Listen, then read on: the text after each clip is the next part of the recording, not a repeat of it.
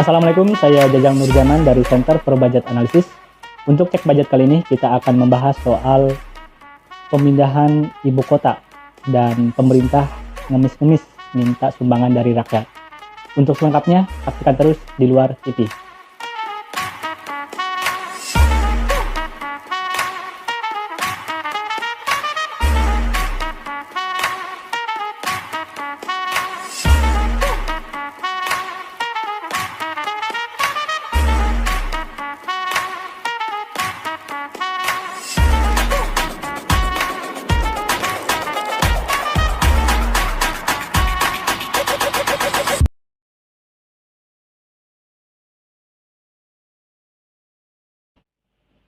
Saat ini, antara masyarakat dan pemerintah sedang sama-sama mengalami kesulitan. Jika masyarakat sedang kesulitan terkait dengan harga minyak goreng yang meroket, dan pemerintah seolah tidak mau kalah. Mereka juga uring-uringan. Katanya kekurangan dana terkait dengan pembangunan ibu kota negara. Jadi sangat lucu sebenarnya. Masyarakat lagi sulit, pemerintah juga ikut-ikutan berteriak. Bahkan alasan mereka terkait dengan kesulitan mereka ini yakni terkait dana IKN, ibu kota negara, yang sebelumnya menjadi pro kontra. Padahal kalau kita ingat ke sebelumnya, Presiden Joko Widodo pernah bilang bahwa pemindahan ibu kota negara tidak akan membebani APBN, anggaran pendapatan dan belanja negara. Bahkan sampai menyusahkan masyarakat.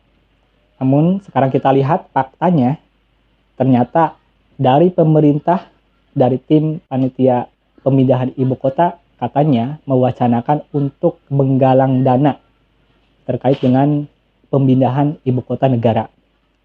Mungkin ini dampak dari mundurnya para investor, mulai dari SoftBank yang tadinya katanya ingin menginvestasikan dananya untuk pembangunan IKN, pemindahan ibu kota negara, tapi kemudian mundur dan membatalkan. Bahkan baru-baru ini sejumlah investor yang sudah berjanji untuk menginvestasikan dananya ke pemindahan ibu kota negara, katanya akan mundur juga. Kalau ini terjadi, pemerintah bisa kalang kabut. Dan kita juga masih ingat dengan janji Presiden Joko Widodo bahwa dana untuk pemindahan ibu kota negara sebagian besar akan didanai oleh swasta dan dari BUMN. Nah, adapun dari APBN, anggaran pendapatan dan belanja negara, itu hanya akan dibutuhkan dana 20% dari total anggaran yang dibutuhkan. Namun kemudian janji itu berubah. Yang sebelumnya katanya hanya dibutuhkan 20% atau sekitar 90 triliun dari total dana awal, sekitar 466,9 triliun, dan kemudian berubah jadi sekitar 52,5% dari total anggaran. Nah, untuk anggaran pemindahan ibu kota negara juga belum pasti. Yang katanya tidak sampai 500 triliun, ada kemungkinan kalau kita melihat bagaimana perkembangannya, anggaran untuk pemindahan ibu kota negara bisa melambung, ikut meroket, seperti halnya harga minyak goreng. Katanya bisa menyentuh angka 700 triliun. Tapi kalau berdasarkan perhitungan saya, berdasarkan kasus-kasus terkait dengan pemindahan ibu kota negara yang sudah dilakukan oleh negara lain, kebutuhan dana untuk pemindahan ibu kota negara dari Jakarta ke Kalimantan itu bisa membutuhkan dana yang sangat besar. Mungkin akan melebihi angka 700 triliun. Nah, kita bisa bayangkan dari keputusan Presiden Joko Widodo yang merubah janjinya yang sebelumnya katanya hanya membutuhkan 20% dari total kebutuhan dana dan kemudian dirubah jadi sekitar 52,5%, berarti kebutuhan dana untuk pemindahan ibu kota negara baru, jika angkanya bisa sampai 700 triliun, sekitar 350 triliun yang diambil dari APBN.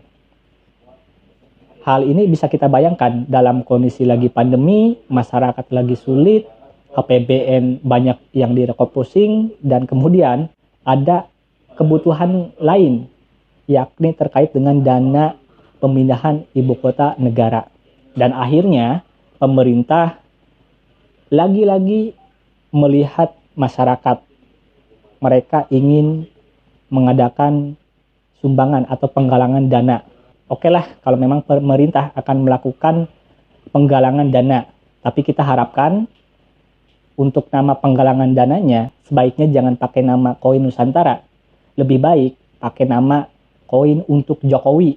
Karena sebagai presiden, Joko Widodo gagal dalam mencari dana atau investor. Bahkan ada yang lebih bertanggung jawab sebenarnya, yakni Luhut Binsar Panjaitan sebagai Menteri Investor.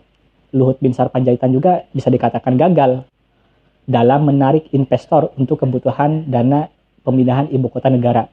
Jadi kalau namanya bukan koin untuk Joko Widodo, bisa koin untuk Luhut Binsar Panjaitan. Yang penting jangan sampai pakai kata koin untuk Nusantara. Bisa jelek-jelekin nama Nusantara yang sudah agung selama ini. Nah, ada juga sebenarnya solusi terkait dengan penggalangan dana. Pemerintah sebaiknya jangan sampai membebani masyarakat untuk penggalangan dana pemindahan ibu kota negara.